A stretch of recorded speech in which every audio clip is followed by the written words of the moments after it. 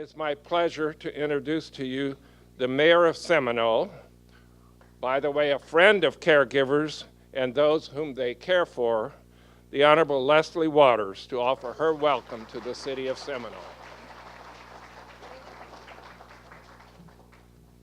David Clements, thank you so much, and it's always good to be on the campus of SPC-Seminole campus, right? So, we as a city are very, very happy to partner with St. Pete College, and specifically for this state-of-the-art, spectacular library. Well, thank you very much, David, for that wonderful introduction and for welcoming everyone to the campus. And certainly to Maria for inviting me to join you for your third consecutive Caregivers Conference. Woohoo! All right, who is a member of the Maria's fan club? Let's just get it out right now. Let's get it out. Maria's over there, and we all are part of her fan club, that is for sure. Well, just give me a minute here to welcome you to my big little city of Seminole, 18,000 citizens, and we're very proud of that. We are thriving and booming, says the mayor, and I am proud of that. I hope everyone has checked out the shops and restaurants over at Seminole City Center, and certainly by next year it'll be totally built out, totally leased out, and matter of fact, probably by September that goal will be reached. Definitely go into Miller's Ale House. They have a soft opening this coming week. BurgerFi, I understand, is one heck of a restaurant and burger. Applebee's is the construction that's going on the north side of the property on 113th across from Publix. That is going to be Applebee's. I don't know about you, but I am a big fan of Applebee's, and that was the only thing that made it onto the developer's list. The wish was to have about 5 different companies, but Panera didn't make the list, but Applebee's did, and I'm pleased with that.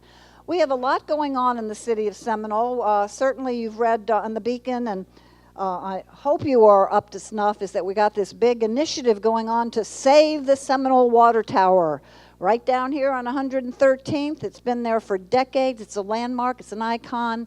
It's public art. It needs painting. Yes, $25,000 only, so we have to come up with that money. But it's a county property. There's an initiative by citizens to save it. If not, it's coming down, and it will be sold for scrap, and probably that sweet little park will be developed into who knows what.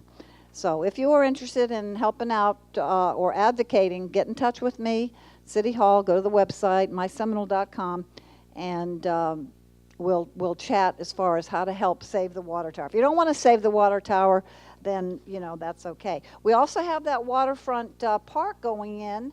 I think I spoke about that last year next to Home Depot on Park Boulevard.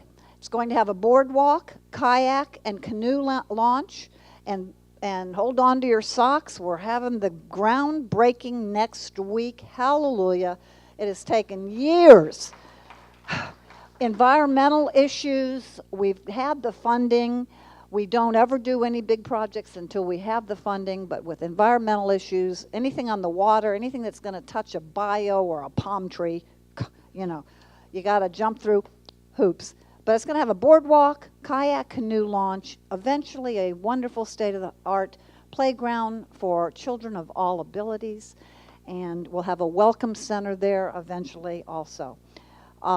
We are a tree city for probably 16 years in a row, been designated a tree city.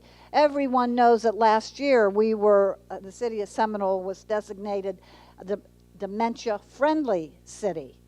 And you all were involved in that. Marie was leading the charge there, and y'all visited 200 businesses in the city to talk to them about what a dementia-friendly city means. It doesn't mean we're going to be over our microscopes trying to find out the cause of dementia. It means just be patient. So when people are shopping or they're in a restaurant and they pause to make a decision off of a long menu, that the wait staff will be patient. We visited 200. Maria's gang of 50 probably went out and educated the businesses in the city of Seminole and got a great response, as I understand. So that is terrific. Good news, you're the first group, hadn't even been in the paper, news media, hello, it's been on social media. But this is good news. Who in the room is military? Please raise your hand.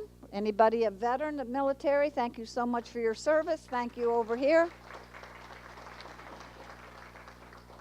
Well, this is a kind of a military city since we border Bay Pines. And on Tuesday, a gentleman, Mr. Hunt, came down from the Purple Heart Foundation and designated the city of Seminole a Purple Heart city. And you all know at Purple Heart, the medal that if you are injured in war, you get a Purple Heart. And if you are killed in war, in battle, family of the injured or deceased soldier gets a Purple Heart. So it is a big deal, probably only one of 3 maybe out of 24 cities in Pinellas County. We've worked 2 years to be designated that. So with that, I'm not going to talk any further. I just know that Maria has put together a spectacular agenda. And it's everything in here from the vendors. Please, I've already visited the vendors. Visit the vendors, the food she's serving, the agenda. Everything is put together specifically for you. So enjoy the day. Relax if you can. I have a tough time doing that, but I like to tell other people to do that. Relax and have a good time. Great conference. Thank you for being in Seminole.